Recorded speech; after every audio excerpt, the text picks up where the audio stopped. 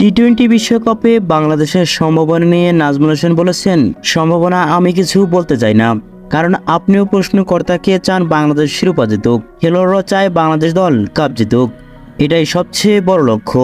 কিন্তু অধিনায়ক হিসেবে গুরুত্বপূর্ণ হলো প্রস্তুতিটা ঠিকমতো নিয়েছি এই না, ছোট ছোট কাজগুলো করছে কিনা, প্রক্রিয়াটা ঠিক আছে কিনা। এই জিনিসগুলো যদি আমরা ঠিকভাবে করতে পারি, প্রতিটি ম্যাচে আমাদের শক্তি অনুযায়ী খেলতে পারি, তাহলে অনেক সাফল্যই আসবে। তাই ফল নিয়ে খুব একটা চিন্তা নেই আমার। ছোট ছোট জিনিসগুলো যেমন আমরা ঠিক করতে পারি, এটা নিয়ে বেশ মনোযোগী হয়েছি।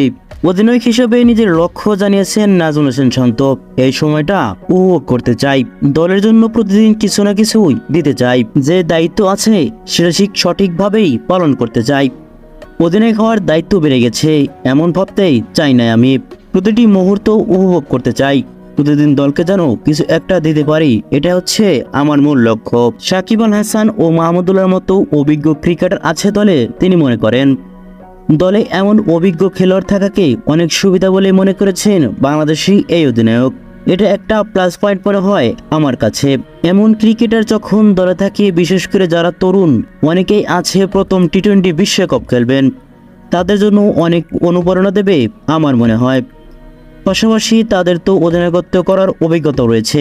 আশা করি কঠিন সময় কোনো সাহায্য দরকার হলে তারা করবেন, এখন সেটাই করেছেন। বিশ্বকাপে এর ব্যতিক্রম হবে বলেই আমি আশা করি। অধিনায়ক হিসাবে নাজমুলের আলাদা করে চাওয়া কিছুই নেই।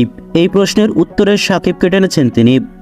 বলেছেন আলাদাভাবে তিনি বলেন, আমি বলবো যে সাকিব তার অভিজ্ঞতা সব ক্রিকেটারের সঙ্গেই ভাগ করে নেবেন। তিনি গত বছরগুলোই যে অভিজ্ঞতার সম্মুখীন হয়েছেন, সেসব তরুণদের মধ্যেই ছড়িয়ে দিলে আমরা উপকৃত হব, এর মধ্যেই সেটাই বলেছেন তিনি।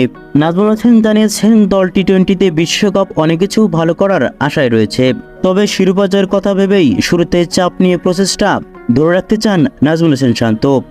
তার ভাষায়, আমরা যদি ছোট ছোট বিষয়গুলো সামলাতে পারি তাহলে সম্ভবত ভালো ফল পাবো।